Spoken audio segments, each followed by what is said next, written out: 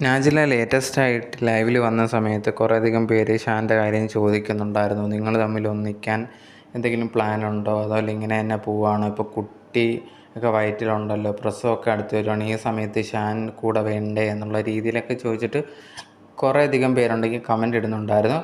ഈ കമൻ്റ് ഇടുന്നവർക്കൊക്കെ മറുപടിയായിട്ട് നാജില ഒരു വീഡിയോ ഇട്ടിട്ടുണ്ടായിരുന്നു. ആ ഒരു വീഡിയോയിൽ പറഞ്ഞൊരു കാര്യം എന്ന് പറഞ്ഞു കഴിഞ്ഞാൽ, പല പ്രാവശ്യം ഷാനുമായിട്ട് ഒന്നിച്ച് പോകാൻ വേണ്ടി ശ്രമിച്ചിട്ടുണ്ട്. അതിന് കുറേയധികം പേര് മുമ്പോട്ട് വന്ന് ഒത്തുതീർപ്പാക്കാനൊക്കെ ശ്രമിച്ചിട്ടുണ്ട്. പക്ഷേ മെയിനായിട്ട് ഷാൻ്റെ പ്രശ്നം എന്ന് പറഞ്ഞാൽ ഈ ഒരു കുടിയാണ്.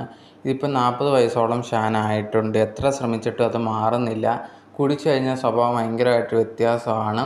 കഴിഞ്ഞ വട്ടം പോലും ഒത്തുതീർപ്പാക്കാം എന്നുള്ള രീതിയിലുള്ള സമയത്ത് അവനുണ്ടെങ്കിൽ എൻ്റെയും മക്കളുടെ കാര്യമെല്ലാം നോക്കാനെല്ലാം റെഡിയാണ്. പക്ഷേ ഈ ഒരു കുടി കാരണം എന്ന് പറഞ്ഞ ഉപദ്രവവും എല്ലാം ഉണ്ട്. ഇത് എത്ര തന്നെ മാറ്റാൻ ശ്രമിച്ചാലും ഷാനെ കൊണ്ട് പറ്റുന്നില്ല. എനിക്കാണെങ്കിൽ ഇങ്ങനെ ഉപദ്രവമൊന്നും കൊണ്ട് നടക്കാനും വയ്യ. അതുകൊണ്ട് തന്നെ ഇങ്ങനെ കുടി ആയിട്ട് ഉള്ളവരെയൊന്നും എനിക്ക് കൂടെ താമസിക്കാൻ പറ്റില്ല എന്നുള്ള കാര്യമാണ് നാജില പറഞ്ഞിട്ടുണ്ടായിരുന്നത്.